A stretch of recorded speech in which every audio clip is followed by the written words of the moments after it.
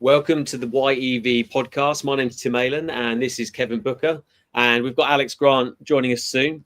And we're here to talk about mass deportation, time to evict heavy EVs. Although some might think that the deportation is something to do with something else. But as in mass, as in weight deportation, I think we were going for here. But yeah, there's been some interesting developments. There we go. Alex is joining us. Hi, Alex. How are we doing?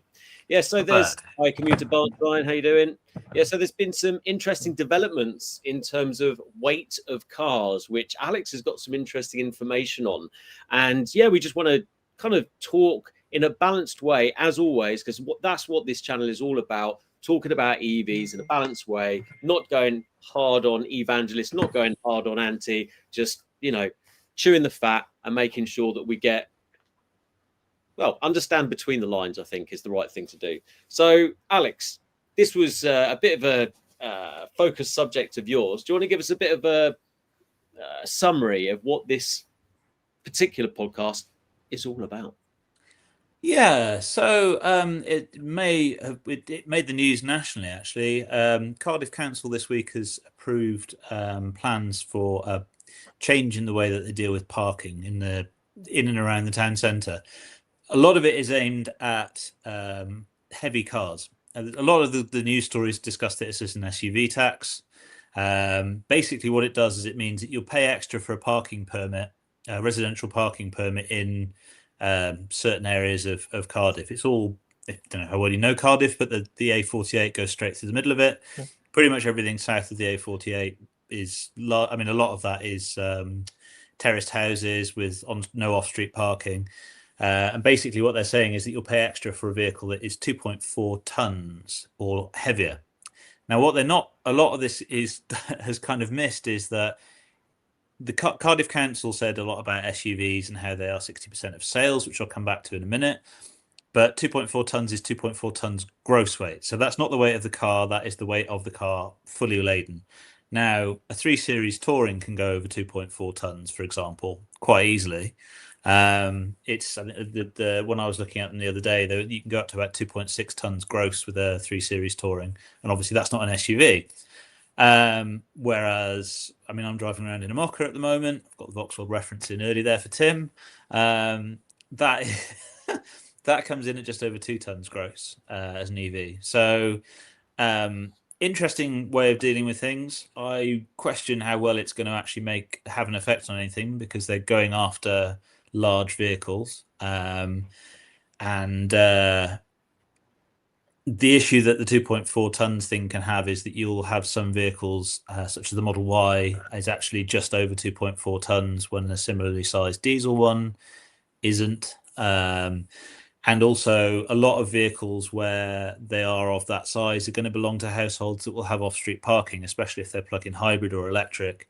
There's nothing stopping those vehicles from coming into the centre of Cardiff. So it's not a clean air zone. It's not a weight limit on the middle of Cardiff. It is just an additional charge for parking large vehicles on street. There is a whole web of discussions, I think, to have about this, because how big are those vehicles? What are you using them for? What justifies being able to have a vehicle of that size? If you've got 6 kids and you're driving around in a big, not 6 kids. If you're a family of 6 and you've got a 7-seat SUV like a Mercedes GLS or a BMW X7 or something like that, that's not significantly larger than, say, a 5 Series estate or a 5 Series saloon. And if you're driving around in the 5 Series saloon on your own, are you more or less entitled to that space on the road than the family that actually needs the 7-seater? But I think it creates quite a lot of interesting discussions. So obviously, with the Model Y thing, you've got a position there where actually you're disincentivizing people to have an electric car in the short term over and above an equivalent diesel one, and that seems quite wrong-headed to me. Interesting. So I had to look up while you were talking what it was for a Tesla Model 3, which luckily is under 2.4 gross weight. So it's interesting how Cardiff are tackling it. So I suppose maybe we should talk about the negatives of having big vehicles on the road, let's say. So I suppose from a parking point of view, in terms of space, being able to eat, traffic, be able to move easily, especially down narrow roads. And is Cardiff a bit like that? Is there quite a lot of narrow roads around that way? Yeah, so we're out in the burbs, and around here it's all Burbs kind as of in the Tom Hanks film. not quite as crazy as that around here, but not far off at times if you check some of the local WhatsApp groups. Interesting. It's actually interesting with this that a lot of the coverage for this, the pictures were all kind of large sort of GLS size SUVs showing that they can crush kids and all the rest of it. Yeah. And actually, I think it's interesting that the term SUV is one that gets absolutely plastered all over news coverage. It's like an easy thing to hate. When actually, if you look at it, I mean, the best selling car in the UK is a Ford Puma. If you look at who's buying a Ford Puma, that's probably somebody who's moving up out of a Fiesta or would normally buy a Fiesta. Maybe they've had kids, maybe they need a little bit more space on board, maybe they would otherwise buy a Focus. Either way, they're buying a bigger car. To compare it like for like is a little bit iffy at times. But yeah, to say 60% of vehicles are SUVs, and then to suggest that that's kind of Range Rovers, it could be most of those vehicles are Pumas, Moccas, Qashqais, Sportages at the largest. I mean, they're quite large vehicles, but they're not massive 7-seat SUVs for the most part. Where was I going with this? I can't remember exactly how we got onto it. Oh yeah, no. So a lot of the areas they're penalising are, as I say, on-street parking, Victorian roads, where it can be quite hard if you've got parked cars on either side to get two cars down the road, especially if they are both large modern vehicles. And if you consider that a Ford Focus, for example, is the same size almost as a Ford Sierra was, vehicles on the whole are bigger. It's not just an SUV thing. We've got a real issue with that. Yeah, I was watching, fun enough, a break show just now, Ferrari 308. He had a 260,000 mile one he was driving, and talking about the supercars now, and you look at our rates, for example, they're so wide. I would never want to have a wide performance car.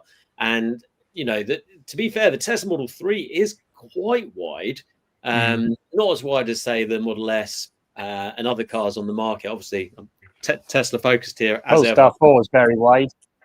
There, Polestar 4, yeah, Kev's highlighted that one a few times before, and obviously an SUV.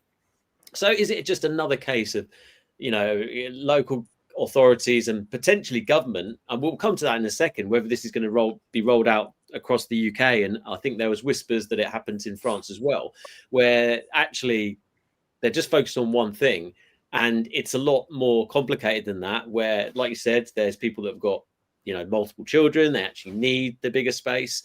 Rather than just one person that just likes the space of an SUV and uses it once a year, or a saloon, or a lighter saloon, or an executive coupe or something. I mean, those are not very space efficient vehicles in the first place, are they? Sorry, Kev. I've just found a list of all the heavy vehicles. So now the top apparently is the Mercedes EQS SUV. Sorry, did you just say that then you've got the EQS SUV. Okay, just checking. So then the Mercedes Maybach GLS, Range Rover plug-in hybrid long wheelbase, Rolls-Royce Phantom, then Volvo EX90 Performance Ultra. They're a big car, the EX90. Then BMW XM Red Label. Is that BMW X? That's the big SUV, label, the really hideous looking thing. Yeah, the really horrible looking SUV that's a plug-in hybrid thing. Well, Keith Lee has just, and then you've got. Sorry, go on 1 second, mate. Keith Lee's just popped in a comment. Thanks, Keith. Paris voted in favour of increasing the parking charges for SUV 4x4s and any vehicle weighing over 1.6 tons. I mean, wow. I mean, compared to, I know that pretty sure that all the Tesla Model 3s weigh more than that. And I was going to say, the Mokka weighs more than that. Even the Corsa actually weighs more than that. Well, that's curb weight as well. So, gross weight. Yeah, Keith, is that curb or gross? If it's gross, then that's going to mean I don't even think the Polo would get in for that. You're only looking at kind of quadricycles if you're 1.6 tons, or you're not quite. I'm exaggerating, but. And you could argue in places like cities that actually having something that light and small is probably not a bad thing, as long as there's places where you can park up, if you're doing long distance where you can park up and there's good public transport, or like a zip car, some sort of rental type of car that you can jump on, or a scooter, electric scooter. So as long as there's other ways of getting around to not penalise people, I think that's not a bad thing. Commuter branch lines, but a VW Golf Estate weighs 1,620 kilos. I'm guessing that's gross weight. Sorry. It was interesting That's actually like looking through the Cardiff Council documents on this, and I think this kind of plays into a wider question here. One of the things they mentioned was that they made a big thing about SUVs and big vehicles in general, but they actually specifically talked about, even if they're electric or plug-in hybrid, you're then dealing with having to fit these vehicles with larger batteries, more raw materials, and so on and so forth. And it crossed my mind looking at that and thinking, that's quite an interesting one, because that's not getting discussed enough, I don't think, is that we have had a tendency towards quite large, I think because largely it's a price-based thing where, the first sort of tranche of kind of mainstream EVs have all been more on the expensive side, and that tends to be a market where people go for SUVs and larger vehicles. We're now starting to get the smaller stuff, your Renault 5s, your Citroen C3s and other bits and pieces, although C3 is an SUV, ironically, as are things like the Dacia Spring. I mean, I don't know if that qualifies as an SUV or not, or the Insta. It depends how it's classified. Yeah. But yeah, I mean, they've made it look like an SUV. But do they class it as an SUV? Because it's all SMMT based, isn't it? Which is ridiculous. I mean, it kind of, when most of the vehicles like that are on the small side, but we're only now sort of getting to the point where we're starting to see the sort of the really small stuff coming in. And I think Cardiff Council may have missed a trick, because I don't know how they'd go about doing it. Is that we've got a couple of very large shopping centres in town, and as long as there's no parking penalty in those for bringing large vehicles in, I don't see that there's any way. And even then, you're going to struggle to dissuade people from bringing them in. You're only going to deter people from the residential areas. You're still going to end up with a queue of SUVs trying to get into, your St David's car park in town. And it'd be very hard to encourage a private company to go, you need to be charging more for SUVs to come in. But yeah, do we think that maybe there is an issue here that needs to be discussed a bit more, which is that, are EVs too big? Are we basically recreating the issues that we've had with ICE vehicles with SUVs, where we've had an issue for ages where vehicles are getting bigger and bigger and bigger. Performance is excessive with them, for what you actually need on the road. Do we need more vehicles like the Citroen, the Ollie concept that they showed a couple of years ago? I don't know if you remember that, where it's light and it's basic and it's making more of the materials on board. Are we kind of going down an odd path here where there's going to be a pushback at some point? It all comes down to consumer demand, doesn't it? At the end of the day, whether it's a Kia, what's the Kia?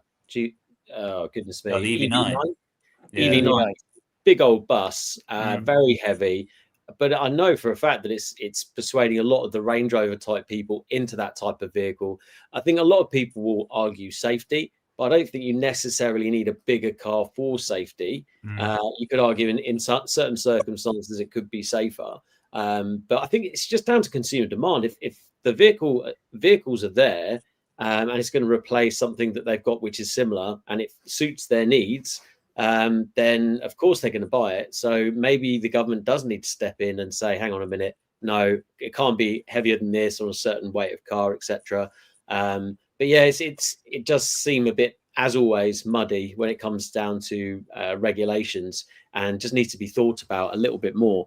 I did have a look at the Renault 5 electric car, because being in France, I thought it'd be interesting to look at that. And the curb weight was 1450. And then the gross weight was about 1650. So it ties in quite nicely for France there. I'm sure we'll see a lot on the road. And there was a beautiful black one at my work on Friday. So they look so good in black. And something that I was interested to hear was apparently the yellow one's more expensive than the black one. Yes, I think it is, yeah. Which seems strange. Yeah. Let's just whack through these comments, because I think Kev's got something to talk about. So, Trevor, thanks for commenting. They will tax you on anything they possibly can. It's complete madness. The whole taxing system for ICV is all over the place because how to make more money from the motorist. Completely agree. As I'm sure we've talked about diesels that still pay £30 a year road tax. Ridiculous. Lewis, thanks for commenting. Even though I'm a big fan of EVs, I'm wholly for this. The car dominates our towns. Detriment. Cardiff would be a much nicer place to live with a Dutch-style cycling, walking, and bus culture.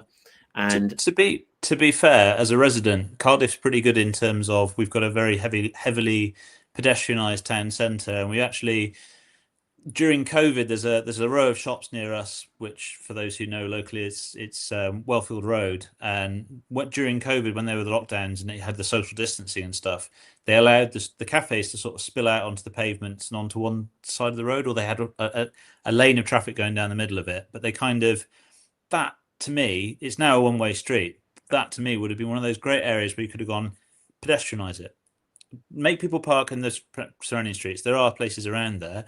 And just you could have you can create a little bit of cafe culture that you've got in the town centre and kind of have that as a destination. As it is, it's a kind of a strange halfway house because they've basically just closed half of the road, and some of the cafes have got tables outside now, but it's right next to the road and there's like a cycle lane that runs next to it, and it's kind of not quite there. And you've got to go full pelt with these things. You've got to have the cycle lanes absolutely everywhere, or it just doesn't really work. And there's the cafes and things like that. I think the argument is that's obviously going to snarl up the traffic elsewhere, but something that we should be talking about in this podcast as well is the hybrid thing that came out recently with regards to pollution. So more pollution than they thought about hybrids. We'll talk about that later because I'm sure that this topic's got a bit more legs still yet. But Anon Blue CC should cover the larger EV vehicles. Yeah, I mean, I agree as well. I think maybe they should just base it on curb weight instead of gross weight, or just have a more realistic gross weight. They will have a gap. So they're saying that they're going to introduce it there's no timelines for any of this, but the first round will be done within 3 years. So we don't know when. They reckon it could take up to 18 months to put the rules through. And then so we could see it anywhere between 18 months and 3 years. This will be rolled out. But one of the things they've said is the 2.4 tons will be brought down to 2 tons gross for everything except EVs. So there will be a £400 kind of 400 kilo gap between the two. But we're already a lot of modern SUVs with these bigger and bigger and bigger batteries are going to still be over the 2.4 tons gross. Yeah, and this goes back to, and I think we've been talking about a lot recently. Obviously, I've been focusing when we've been talking about the MG IM5 versus the Tesla Model 3 and lots of vehicles like that the Chinese and some of the manufacturers are going for the bigger batteries, like we were talking about earlier, and not necessarily looking at the efficiencies, having a smaller battery, which is a lot more efficient. It's going to save you a lot more money. Obviously, the weight reduction as well. And the cost should be a lot less as well, because the battery is obviously the most expensive part of it, isn't it? Yeah, we want to use I'm of the belief that we want to use our precious resources as sparingly as we can. And I think just fitting larger and larger and larger batteries is a bit of a road to nowhere. And we're already starting to see that in terms of, I mean, if you think that 4 out of 5 EVs get sold into a business, mostly a large share of which is company car fleets because of the tax advantages, and you've got a lot of drivers then driving around. I mean, I don't know. There's a per mile rate that you can claim back for driving an EV, and they've got 2 rates now recently, and even the higher of those 2 rates is going to struggle to cover a lot of EVs doing any motorway miles. If you're a driver and you're out and about in those vehicles, you want to kind of keep the costs, and your fleet's going to want to keep the cost down as well. There needs to be, I think, a bit of a focus in terms of efficiency, and actually Tesla does I have to say, does the balance well, where you get the performance and you get the efficiency with it too. I love the fact Fox has been, how far are we from nuclear batteries? As once charged, you will never need to charge. Yeah, be glowing down the road. I don't know anything about. You don't want to crash one of those. I was going to say, have a fender bender and you have to quarantine the site of the accident for 10,000 years. Well, rather than a few weeks, like if there's any thermal runaway, which is very, very unlikely, I hasten to add, especially when sodium batteries, LFP batteries out there. Go on, Kev. Yeah. I mean, there's basically going back to the point you said about market forces. because there's been a much criticism of the Capri becoming an SUV, but if that had become a light coupe, would it have sold? Probably not. So that's the problem, is the market forces are driving these bigger SUVs as well. I blame females, to be honest, because they much prefer an SUV. I think if there was controversial there. Yeah, it is very controversial, but I'm right. Generally speaking, it does tend to be females. I'm sure if you did a poll, what have you, that they much prefer SUVs in general to normal cars. So my other half, for example, she wanted a hatchback, wants something big, tend to want something high off the ground from a safety point of view. It does tend to be led by females, and I know that's controversial, but I think I've got a good argument there. Something that I found quite funny is Mark has put, so if you have a heavy battery EV in Cardiff, just don't charge above 50%. That will be the weight down. Love it. Also, you've got to watch those heavy electrons. Yeah, heavy electrons, exactly. Yeah, Fox, that is a downside of the nuclear batteries. Although something that it's been really interesting me recently is the autonomous stuff. There seems to be a lot of progress on autonomous vehicles. I think Waymo are coming into London now. Obviously, there's a lot of stuff going on with robo-taxi. I was talking to a chap in Holland recently around all the Chinese companies. There's about 6 or 7 that are doing lots of autonomous vehicles. But what's holding all of that back is more than likely going to be all the legislation, because essentially, these companies are going to be extremely careful when it comes to rolling this out from a safety point of view. Because I mean, who's liable if one of these robo taxis kill someone or permanently injure, disable people, what have you? Surely that the CEO is on the block for that, right? The rules. There was the bill, wasn't there, last year, which was allowed you to take on liability as the supplier of the vehicles. So they have now moved on that to kind of try and enable it, but it's a big risk to take on as a company. Yeah. So. Yeah, no, absolutely. And I think this is what the chap was saying on a YouTube video I was watching, is the fact that, although the technology will be there, the rollout will be quite slow because of these risks and these dangers. So I think this is going to be more interesting as time goes on. And it really amuses me that there's so many people out there still that go, oh, electric cars aren't going to be a thing. By the time they've got round to the idea that electric cars are going to be a thing, it'll be autonomous vehicles by then. So it's good to see my mate Dave here. I don't know you, Dave, but thanks. Dave Beaton has mentioned always women driving a Qashqai. Kai, that's true. Yeah, we used to have a Qashqai, funnily enough. 7-seater, funnily enough. Qashqai +2. Fox, sorry for interrupting. What happened to the water battery on Dragon's Den? I don't think I ever saw that. Did you see that? Speaking of batteries, there have been some announcements by CATL that they say that their sodium battery is production ready. So it's done all the testing and they're starting to produce them, and they reckon it'll be in cars fairly soon. It's got a lot of the other battery manufacturers globally worried because it's got a greater energy density, can support 5C charging. I was going to say, just much quicker than. Just chipping in, for those of you who don't know who CATL are, they are the biggest manufacturer of EV batteries in the world, with something like, they've got 50-odd% share of the global market for EV batteries, haven't they? Sometimes called cattle. I much prefer CATL. But, the benefits of sodium, obviously, you don't have to keep them like 50% charged to transport them. So it's cheaper shipping costs. They're cheaper to make, as far as I know. But I didn't think that they had that power density that you're talking about, Kevin. Yeah, they've just gone through all the testing and they've got slightly higher than the current batteries.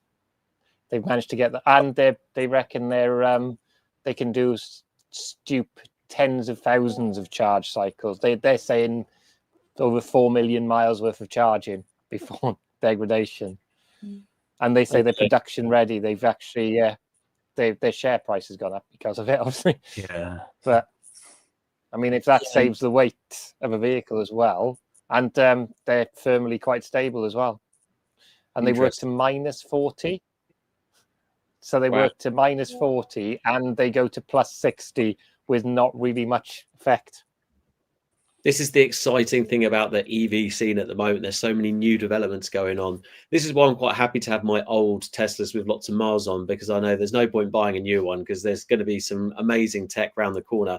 And a shameless plug, this week I've got a buyer's guide to Tesla Model 3, buying a used one this week. So if anyone's thinking about buying a good value Tesla Model 3 used, then check it out Wednesday, coming out 7 o'clock.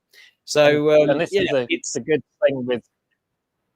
the good thing with battery tech is, as it advances, in theory, you could have your 15-year-old Nissan Leaf or your BMW i3 and upgrade it to that newer battery technology, theoretically. The latest, it's interesting on that front. It's not just the advances. I mean, the advances as well in economies of scale. Bloomberg NEF put out figures every year. So Bloomberg New Energy Finance, they do a report every year about the where things are with the EV transition and various other things that are involved with that. On a per kilowatt hour basis, installed in a pack, 84% the price of batteries has come down over the last 10 years, so to 2024. So 2014 to 2024, which effectively means, to put that in kind of ordinary language, you can get 6 times more battery for the same amount of money in a car. And if you think about that in terms of like what that offers you in terms of choice and affordability, it really does show just how quickly everything's moving in this space. Yeah, no wonder. The likes of Hyundai were doing 28 kilowatt hour batteries back then and making it as efficient as possible. Maybe I should swap in my Tesla for such a vehicle. But just to be balanced as well, guys, you were talking about the ease of swapping new style battery tech into older vehicles. It's not as simple as that at all. First of all, if you're going to do it, it needs to be the battery needs to be the same. Otherwise, it's going to be a lot of custom work unless there's a Chinese company that are doing it for a popular model. I have shared on Facebook before where someone from Outspec Renew, he swapped an NMC battery on a standard range Tesla Model 3 to a LFP battery, which was amazing. But obviously, it's the same car, it's the same battery. So if Tesla do a sodium battery at some point or an upgraded battery, and it is direct swappable, a bit like Nissan Leaf battery, go from 24 to 30 to 40 to 62, is it? That you can swap out those batteries, but it isn't just as simple as going, yeah, we'll just swap them out. Unless you've got a Tesla, unless you've got a EV conversion and you've got the know-how and you can swap out the batteries that way. So this was the madness that I was going through, spending a stupid amount of money on a custom EV conversion, to have it forever and just keep upgrading the batteries until I've got this little tiny battery in the front, which will get me to Jamaica and back. I'm not sure why Jamaica, but why not? Why the hell not? Has it become a TVR boat? Well, you say that. It'll probably handle like one once it's ready. Let's get back into the comments again. Let's get some sanity, or not, as the case may be. Bring back window tax.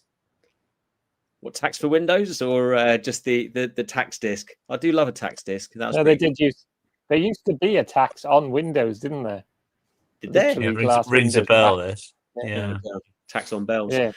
What crazy wasn't the electric car invented before petrol or diesel? Well, it's when we were talking about sodium batteries. Have you seen that guy from Africa who's made fuel out of plastic?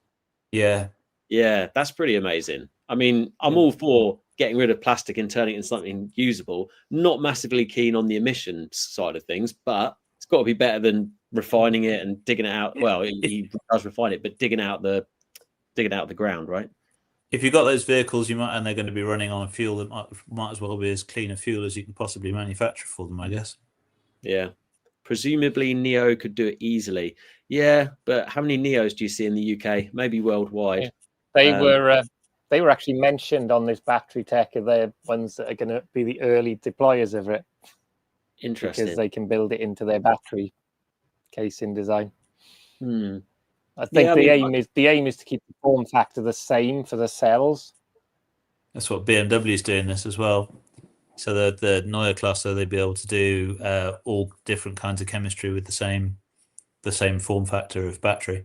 But obviously that then means that you have to buy a BMW, but you can't just buy like another off the shelf. But I mean, if people are doing, I was following a build with a guy with a Polo like mine, and he's fitting all aftermarket management to it, and it's a completely different setup to what people will find a way if they want to do it. But you've got to really love the car, I guess, to want to retrofit it.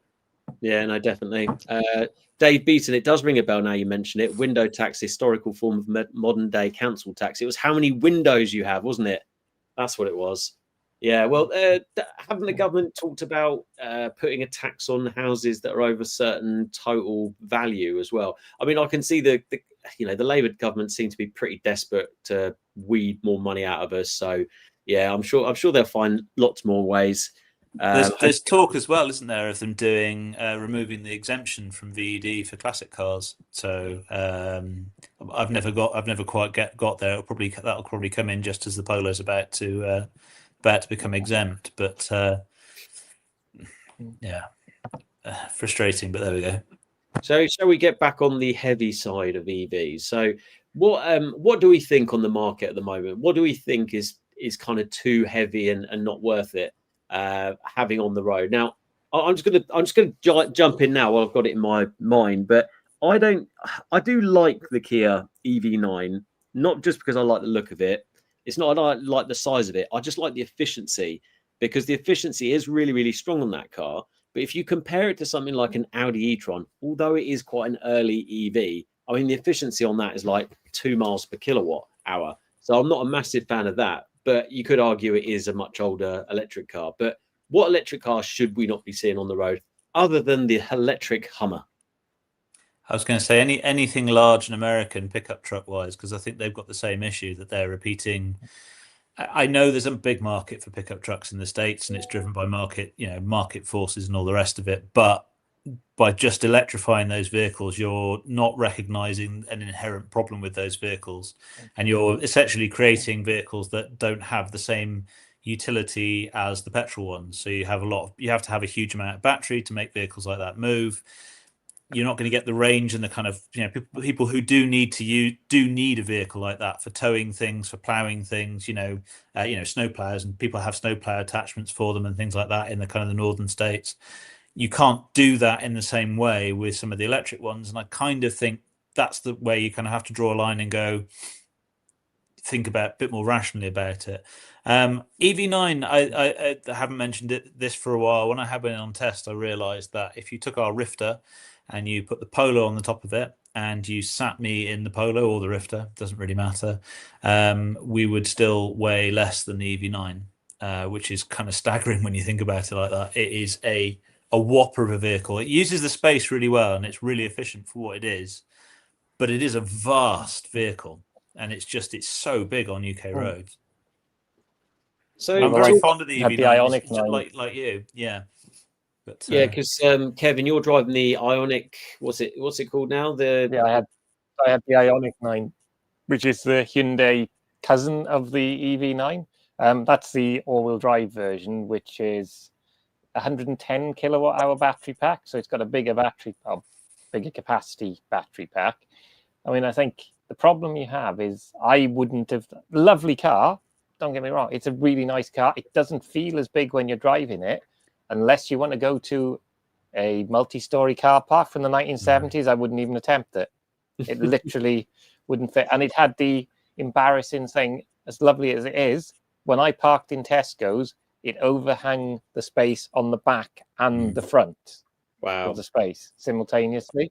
And I think the problem we have is it's probably a victim of world cars as well, is the fact that you look at EV9, it's a world car. Apart from the steering wheel being on a different side, it's the same car they sell in the States. And I think people have said, the American cars have got smaller. I think what's happened is we've met in the middle. So our cars have got bigger, their cars have got slightly smaller, and we've met in the middle, and our roads just aren't set up for some of those cars. Yeah. Just a couple of comments. So Mark Cornwall has come up with another absolute diamond. Tactile Windows, I'll stick to Windows 10 then. Keep them coming, Mark. Loving that today. Better Windows 10 and Windows 98, because if you have Windows 98, yeah, there's a huge amount of Windows to get on there. Damn right. Probably crash a lot as well. Probably break. Dave Beaton, one of the questions I asked myself years ago was, do I need a 1.4 ton of car to transport 100 kilograms of me? Cars could be a lot lighter. And that just makes me think of Trikey, which is just sat there without batteries at the moment, that if I just need to pop to the shops, more than happy just to jump on that. It's fun, not necessarily safe, but you can park it anywhere. It's just easy. And it doesn't cost as much to run. And, if you can have fun as well, I mean, that's what I'm a massive advocate for. Take a Ford Fiesta from the 1980 and compare it from the weight of to the weight of a Ford Fiesta from 2020. Go on, Dave. Go and do it for us. I'd be really interested to know what the weight difference is. Mark Cornwell, with cheaper batteries and manufacturers are not going to go for bigger and bigger packs. Maybe they should put a limit on the size of battery packs then. I want it to be a free society and you do what you want and all the rest of it. But, maybe there should be some regulation about no more than 100 kilowatt hour battery, for example. That might be a different way to approach it. Or maybe you do it on efficiency. I mean, that's the other thing, is that all EVs are treated as if, certainly from a mileage rate thing, as I said earlier, as if they're all as efficient as one another. And there are huge differences in terms of, if you take something like an e-tron compared to a wind knife like the Ionic, the difference is vast, isn't it? So. Well, the way things are going, are we going to all be driving around in Lada Revas? An e-Neva. Yeah, all EV. Although they were. I think Kevin's say that somebody just mentioned Alex. Yeah, I think someone's just mentioned the Chevrolet Silverado. And that, I believe, is running around with a over 200 kilowatt hour pack. So that's double the pack of the EV9. So, I joke that the picture you use is the Insta and the EV9. So basically, if you had the Silverado in front of it, so the EV9 pack is pretty much double the Insta pack. The Silverado pack would be double the EV9 pack capacity. The interesting problem that you get with weight is with vans. I don't know how familiar everyone is with here on vans, but you've got a licensing derogation that allows people to drive electric vans over 3.5 tons gross weight on a standard car license. But you still have certain things that carry over from it being basically, it's an HGV. There is the SMMT, when they register them, put them in a different category, but they are HGVs. They're over 3.5 tons gross weight. Big vans. So the likes of your large e-transits and e-Ducatos and things like that. But you still have earlier MOTs. You still have to presumably take those to an MOT station that's capable of handling vehicles that heavy. And you have things like speed. Some uncertain circumstances, you can end up with like speed limiters and drivers hours rules, so tachographs and so on. Which makes me wonder, just because it's an EV, is it that there's a weight is a safety issue clearly on larger vans, right? The reason you have to do more training for a larger, heavier van is because you're carrying more weight around, and there is a safety aspect in terms of slowing that down, taking that around corners, and trying to avoid accidents and the kind of the damage that you can cause with an HGV. It's interesting that there's a kind of a partial derogation from those rules, because an EV is still heavy, whether it's an EV, a large van that's over 3.5 tons is still over 3.5 tons gross, whether it's an EV or a diesel van. The safety aspect is still there, whether it's, regardless of what's under the bonnet. It's physics. It's pure physics. And I think that's where you start to get into some kind of muddy waters in terms of, they really are quite heavy vehicles, some of those vans. Yeah. That's an interesting thing. No, go on, you go, Kev. Yeah, the interesting thing is about the weight thing is I've been in the process of getting some new pickup trucks for the day job. And pickup trucks, lots of people assume a pickup truck can go on a single carriageway 60 and a dual carriageway 70. That is the case, but only if the pickup truck is under 2,042 kilos. Yeah. And I've looked back at the Hilux and stuff. They haven't been under that weight for some time. So they're all over that weight. So people don't realize that they're actually governed by the same commercial vehicle speeds on single and dual carriageways as large vans. a van. Yeah. Yeah. Yeah. Well, as any van. Stupidly, even if you didn't have windows in your Rifter, you've dropped 10 miles an hour on a single carriageway and 10 miles an hour on a amusing in itself, really, dual isn't it? carriageway. Well, Adam's just mentioned all cars are heavier than 10 years ago. And I was thinking, do you know what? Let me just check that. And I used AI to have a little look, Gemini, Google. And yeah, every car is heavier than the older car. I had a sneaky suspicion that maybe the new Tesla Model 3 would be maybe a little bit lighter because they're always talking about making it more efficient, lighter, but it wasn't. It was about 150, 200 kilograms heavier again. That was the standard range 2019 versus the Highland 2025. So a really good point. MX-5. Antonio made here is go on. I was going to say the MX-5. Go on. I'll be interested to have a look at this now. I checked it, mate. I checked it. You checked it. It did made mention a big thing about it being lighter. It didn't mention about the MX-5, but I didn't. I only skimmed it, so yeah, it didn't look like it was lighter. Antonio, you make a great point. The Slate, the truck in America, the SUV thing, so it can be lots of different things. It's like modular, a bit like the electric. I can't remember I had it on the thumbnail a few episodes ago where a load of people lost their canoe, wasn't it, or something like that? Deposit. No, not the canoe. No, it looks a bit like the canoe one, doesn't it? But I've got a bit more faith in the Slate because yes, okay, you got the keep fit windows, the wind up ones, and the tech's not quite as new, but it does look like something that would work. And I think it's backed by Amazon. So you'd think that would actually be quite a good backer for that. So it's not going to go bust like many of the other new manufacturers have gone. So yeah, Antonio, thanks for popping that in the chat there, because yeah, the Slate is definitely one to watch and could be the real future of vehicles moving forward, for all the benefits it brings. So Dave has put in, Mark, you got back with a Fiesta, good man. So Mark 1 Fiesta unladen weight is 715 kilograms to 800 depending on spec. Mark 7 is 1,117 kilograms to 1,207. An ST model curb weight of 1,217. So yeah, I mean, it's another 400 kilograms. That's it's a hell of a. How much of that is safety related though? I mean, because obviously safety has improved. Some of it's got to be safety related with a higher tensile strength steel. Because let's be honest, would you want to crash a Mark 1 Fiesta against a modern Fiesta? You wouldn't. No, because you wouldn't. You wouldn't. Safety wasn't a consideration. I agree with that. But how about you keep the Fiesta the same? Let's say the new Fiesta comes out. It's the same size as the Mark 1, but there's more rigid materials, all the safety features, and it is as safe. There's nothing wrong with that. Although I do remember getting in the back of those types of vehicles back in the day, and your feet get completely chopped off by the person in the front. So it's getting that balance, isn't it? Always. But yeah, I get your drift, Kev, in terms of safety. Just get a Volvo 340. Used to have one of them. Who's ever had a Volvo 340 or remembers those? Cool. They were great. At the back, didn't they? Gearbox at the back, great little drift starter. Also, I'm told. It's a rear-wheel drive, wasn't it? Yeah, I had a 1.4, absolute banger. In fact, I drove it into a lamppost and then it was gone the next day. I think the Travellers were in town; they picked it up. Fox, can I just say thank you for all your knowledge? I really look forward to your live. Learn a lot every time I watch you. Thank you. Thanks, Fox. Appreciate that.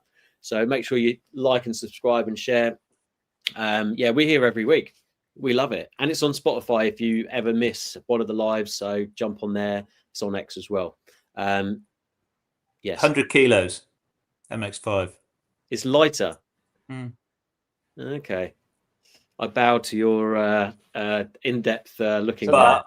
But it doesn't qualify quite because it came out in 2015. So 10 years ago, technically, it hasn't actually lost weight. But yeah. That's interesting. Okay. So, yeah, is that the Mark 4? That's a guess. That's the ND. ND MX-5 is the lightest and smallest, I think, MX-5 they've ever made. I think it's smaller than the Mark 1.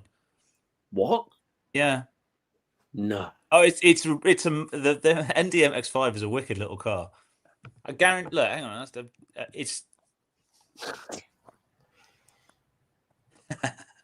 So that suggests you can make safer cars that are lighter. Well, Mazda's been lightweighting stuff for a long time.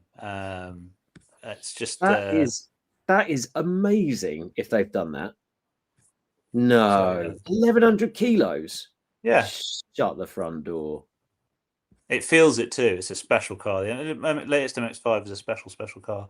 So length. I found my new fun car at one day because that sounds. So it's 35 mil shorter than the NA MX-5. Yeah, but the Mark 1s and the Mark 2s are probably lighter now because of all the rust. All the rust and metal's falling. Yeah, and the welds and the diff as well. No, it is smaller. It's smaller than the Mark 1, which I couldn't believe at the time. But it's a lovely little thing, the MX-5. I've enjoyed to see them do that. I've enjoyed a few Mark 1 MX-5s in my lifetime. Bought and sold a few during, flu time, just to do something. And they're great cars. Put a smile on your face. But what they like for rust though? The new ones, are they pretty bad? Probably fine, I would have thought. What I always remember getting into them is I got into a ragtop. I got the 1.5 ragtop, which is everyone was like, "You've got to try the 1.5." I was like, "All right, fine." So this thing arrived, and I spent ages kind of going around, going, "Where's the switch for the roof?" And I was like, "It hasn't got one." Click, click, and you throw it back by hand. In 2015, and I was like, I quite like that about it. Obviously, it then means that when you want to pull the roof back the other way, you've got to kind of reach behind you and pull it back over and then latch it shut. That's not an issue. Not an issue, mate. Very cool. I've only seen in the RF version. Yeah, the RF looks all right, but I like the purity of the ragtop. But you have to have the 2 litre. The 1.5 is great, but the 2 litre is the one. And they've never. Sorry. That's got to be heavier, though, isn't it? Yeah, but I mean, you'd be comparing a 1.6 presumably with the. The old one would have been a 2 litre.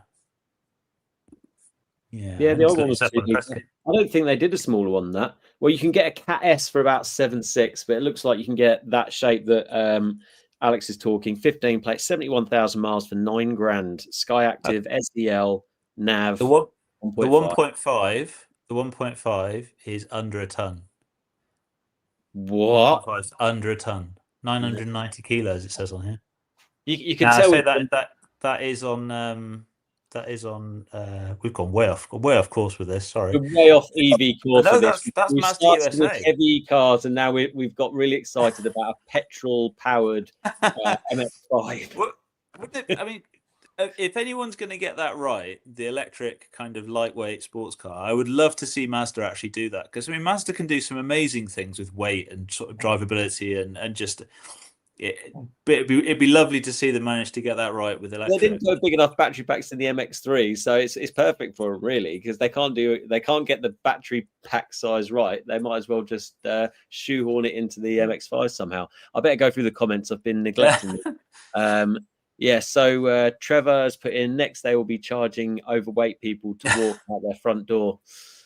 Well, that's not a bad idea. Maybe they're taking that into consideration. You'll have you'll have a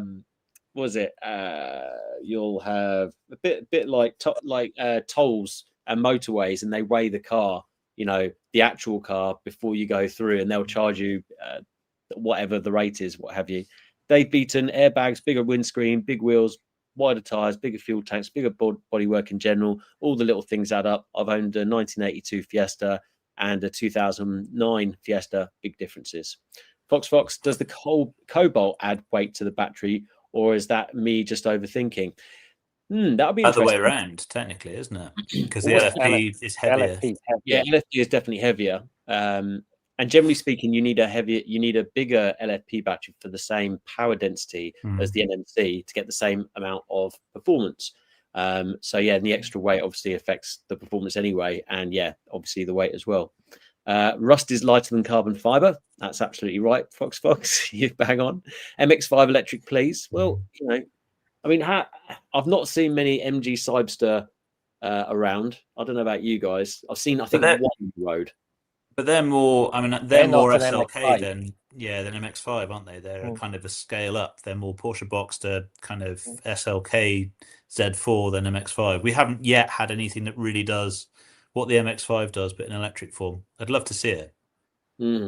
Well, Even if it was relatively short weight. I mean, have something with a relatively compact battery in it with a range of, I don't know, 150, 200 miles, ultra lightweight, loads of exotic. Just have it as a runaround. It'd be a hilarious little thing. I think when you're talking, have you seen? I think you're pushing it there. I think 150 needs to be max in the summer, and I think realistic range in winter needs to be like 100. And I think if it was a sporty car, I mean, I see that there's a lot. I think there's a lot more potential demand in something like a GTA 6 style vehicle, where you've got the coupe, you've got the boot. Oh no, hang on, that's not hatch. But anyway, if you've got decent boot, seats in the back, seats in the front, sporty, lightweight, 40 kilowatt hour battery, for argument's sake, 150 miles if you're, no aircon on, driving 60, and then 180 if you're ragging it. That would suit most people, wouldn't it? Realistically. But you do it as a halo car. I mean, this is why I think it'd be interesting to see Mazda trying to do this. Is that with the MX-5 was kind of a halo car for that whole era of Mazda products. So the Mazda 6, the Mazda 3, when they reinvented all of the, we redid the whole range back in the early sort of 2010s. The MX-5 was kind of meant to embody everything that was of those cars, but as a kind of this is what we can really do with the technology when you do it in a kind of pure sports car form. And if anyone, that's why I kind of say it fits really well with what Mazda could do in terms of you could then use that for a whole line of electric Mazdas that kind of follow on from that. So, we can do all of this in this, but it's compromised. It's designed to be a lightweight sports car and so on and so forth. Doesn't need massive amounts of power, but we take that and we kind of scale it up and we do little things that in the electric Mazda 6 and the Mazda 3, and you just kind of you do other things with it. So it's a halo car. It's not a mass market thing. Yeah, have you guys seen that Morgan are developing a prototype EV based on their three-wheeler? So that's going to be lightweight. I mean, I've seen pictures of it on the website. It's got CCS rapid charging and everything on it. Well, Caterham were doing something as well, like a 3-seater, 1 seat in the back, 2 seats in the front. And I think, I don't think I should say that, but yeah, I'll keep that secret squirrel for now. But yeah, there's quite a few potential. I think something just happened to my TVR outside. Sounds like the wind took the cover off it. Sorry, I got distracted there. I think there's lots of opportunity in that region, but it's just demand, isn't it? I think surely Hyundai or Kia or someone who's doing well in the electric world can utilize all the components they've already got to keep that cost down and make it marketable and popular. Jumping in the comments again. Have you seen China when your battery needs changing, they swap out the battery in less than 5 minutes? If they could scale that up, trucks could use this technology. I think trucks already use it in Australia. That's Neo in terms of the brand. And in China, they actually do use it on trucks. They have Sany use it. If you go and have a look at my video, electric versus hydrogen trucks, it's on there. So they do lots of different battery swapping. And yeah, obviously China is ahead of the game in those sort of things and many other things. Michael, how you doing, buddy? Good to have you commenting. So I'm possibly looking for a second car. Should I play it safe or go and buy a Fisker? I mean, there's safe and then there's Fisker, isn't there? Let's be honest. Yeah, I really wouldn't buy a Fisker, mate. Why don't you just buy that Tesla Model 3 that I've got outside? You need to talk to me and tell me why you're buying a second car, and I'll help you, mate. And I won't just say Tesla. Fisker feels like what Doc Brown would drive in 20. Yeah, that's what the time machine would be, wouldn't it? Yeah, going to say 2030 in Back to the Future 4. That's what they're going to be going back to the 90s. Yeah, that's a really good shout. I love that. I love it. Yeah, the Fisker though, it's interesting. The Fisker. So when we were doing the motorbike record with Sam and Sarah, it was in the Stratford Centre, the big shopping centre they've got there. And Fisker used to have a dealership in their massive car park. And there was like a Fisker just covered in layers of dust. Because obviously when they went bankrupt, it was part of the showroom there. And it just left there in the car park. And it had a thick layer of like dust and everything on it. It's like, when we said, why is it there? And they said, no one knows how to move it. So. I know it's cheap, Michael, but there's a reason why it's cheap, because there's no backup if things go wrong. Mazda zoom. Indeed, you're absolutely right. Commuter. Well, let's talk about electric SUVs. I'm pretty sure I looked at Fiskars recently. They'd come down to about 14 grand. You can get a lot of good electric cars for 14 grand. You buy that black one off me that my trader mate's got, Michael, the LG Tesla Model 3 long range, 106,000 mile. Nice car, mate. Autopilot. It's got matrix lights on it. Where you go. What other cars could you get? Nice cars you can get 14k at the moment. I'm going to get questioned on the nice. So Kevin and I were talking about this on the phone. You're not allowed to say Vauxhall. It's not Vauxhall. I think you'd be entitled to have a drink on this one because I've mentioned it before. But you can get quite a lot of long range MX5s. Put those on the brain. MG5s, long range MG5s in top spec for comfortably less than 10. They've all done quite a lot of miles though. Facelift ones. Facelift ones. Not facelift ones, although they're getting close. No, you can get long range MG. I've got it on the brain now. MG5s for like starting from 7-8 grand now. But with lunar mileage on them. Not that that's a problem, I guess. You're not put off by that at all. No. We laugh. But it's interesting. I mean, with that, I saw a thing earlier recently that was saying about MG having quite a poor reliability record. But actually, I mean, Cleveland use a whole fleet of MG5s and beat the hell out of them in terms of putting mileage on them and just fast charging them and just using them as workhorses, and they seem to be fine. I think if you were after just something to move lots of stuff around in, that would be quite a good, quite an easy thing to live with. Kia e-Niro. If you need an SUV with a hatch, Michael, if that's why you're looking at a Fisker, then maybe just a Kia e-Niro or... Can't get safer than that. Yeah. No, that's safe as houses, but the charging speed's not that amazing. But then again, it's probably, if it's a second car, it's probably getting charged at home, mate. But yeah, give me a shout, mate. More than happy to take you through my very useless knowledge of many used cars. Amazingly difficult to find parts from Fisker. Yes, because there's no Fisker dealers, unfortunately. Right, shall we go back on to the manufacturer? Shall we have? Oh shoot! It's nearly 9 o'clock. How we've? It was 10 minutes of that MX-5. I don't know. Sorry, probably. I think it's quite an interesting avenue, though. We've gone from big electric SUVs to lightweight petrol sports cars, and whether it's time to produce that as an electric version, I think it'd be nice to see that. So, shall we do it's a worthwhile discussion. All about balance.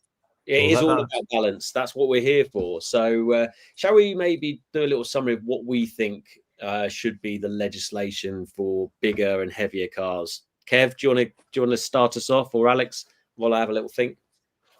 See, I'm torn here because obviously I tested the EV9 and the Ioniq 9, and they are really nice cars. But I get that our infrastructure is not designed for them, because we're not going to rebuild every 1970s multi-story car park.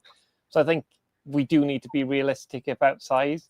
Look, my daily is an Ioniq 5. It's not a small car. I mean, and I've really enjoyed driving the Insta because it's fun. It does everything you need it to do, and it fits. It fits, and you can open the doors up like quite wide in a parking space because it's so small.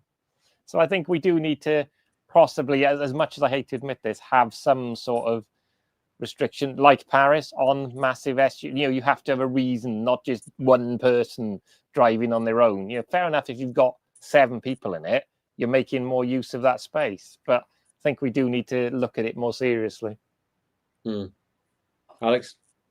Yeah, I mean, I think you're never going to stop people who want a certain vehicle from going for it. I think if you can kind of nudge people in the direction of smaller cars, that's not a bad thing to do. There are some nudges in that direction in terms of, especially if you're a high mileage driver, as I say, you're paying for motorway service station costs to charge and so on. But then if you're driving around in 70 or 80,000 pounds worth of electric luxury SUV, probably not that bothered about it anyway.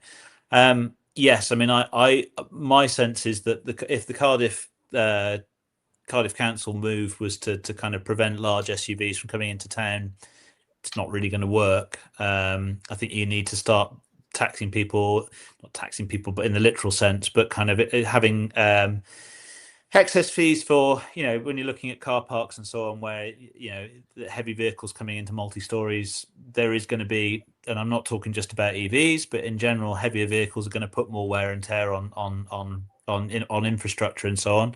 So as a car park owner, maybe it's in your interest to start saying to people that, if you're going to bring heavy vehicles into the car park, you pay extra for it. I think that's the only way you're going to nudge people out of it. But realistically, people will just buy what they want because they do already. They pay the extra tax, they pay the extra fuel costs, the extra insurance costs to drive whatever they like. Yeah.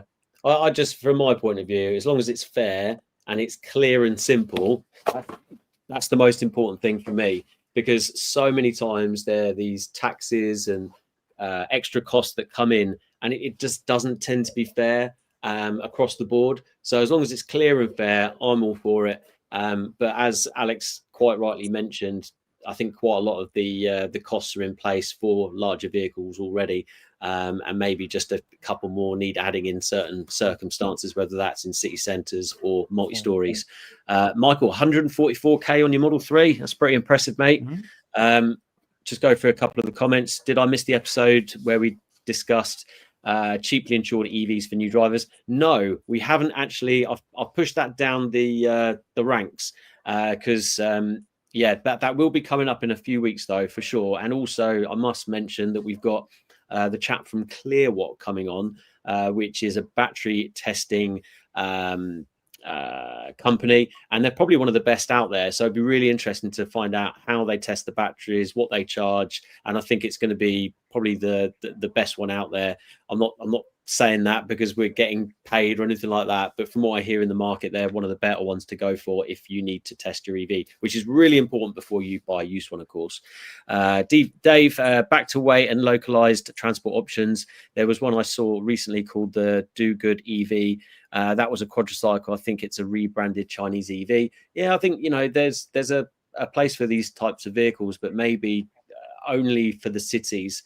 And just making them cheap enough for people, maybe lowering the age. I think the quadricycle is from like 15, 16, isn't it? Anyway, no, only in France. The issue I have with quadricycles is they tend to be limited in terms of top speed and so on, and therefore you're in a position where the only thing they can really compete with is active or public transport.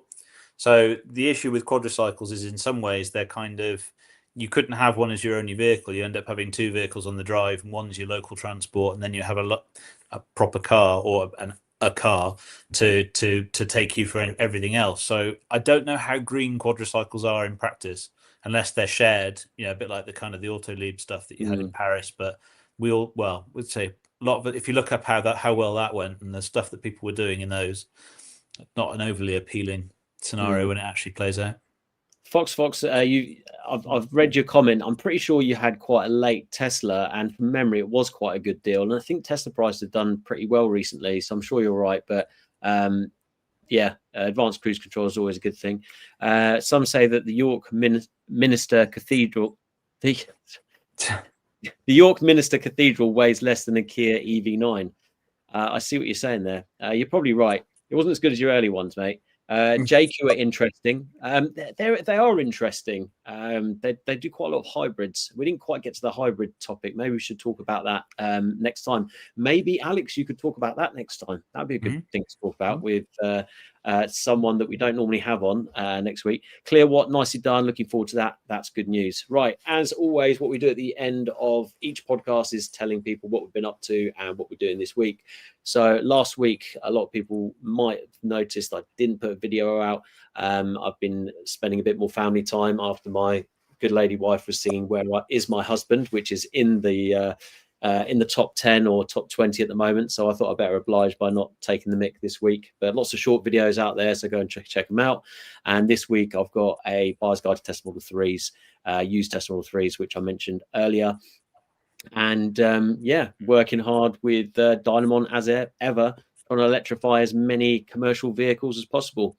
Alex, if you're going to say secret squirrel, I'll be really upset.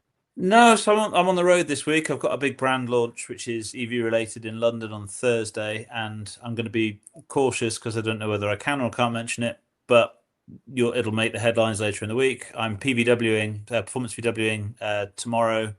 Actually, I'm PVWing on Tuesday, so I'm writing about one of those petrol cars. Very, very nice one. And then I'm away. I'm in London on Thursday night seeing a band called Uncle, who are doing a hologram show in London. So it's a one-off event where they'll project things onto kind of like a fine net Really quite impressive. Worth looking at. Uncle with a K. There's lots of stuff about the show. So yeah, I'm in London on Friday night and then rushing back on Saturday. So yeah, should be a good week. Nice. Kevin, what have you got on the driveway at the moment? So the Insta goes back tomorrow. I've really enjoyed that car. I mean, one of the things is that you can get high spec little cars now, which you didn't used to. You know, it's got everything from electric sunroof to blind spot cameras to everything you'd possibly need on it. But later in the week, I'm doing EV Rally Camry. It's going to be an interesting one because I'm driving in Transport for Wales team, and they've got 2 Renault Zoe, so it's going to be a bit of a different thing for me because I'm going back to so I'm going back to EVs, which in kind of general terms would be classed as more primitive because they're early, they're a facelift of a very early EV. So it's going to be an interesting one. That will I make it all the way around Wales in a Renault Zoe? Awesome. Well, it sounds like we've got lots on our plate this week. So thanks everyone for joining us. And we'll see you next week for another podcast. Don't forget to like, subscribe, whack a comment in. Really, really helps the channel. I'm going to leave with some music this time, which is my brother's old band, because I always promise I'm going to do some form of music and always forget. So thank you very much. Yeah, exactly. We need someone could really make it for us. That'd be great. Anyway, take care, everyone. See you next time. See ya.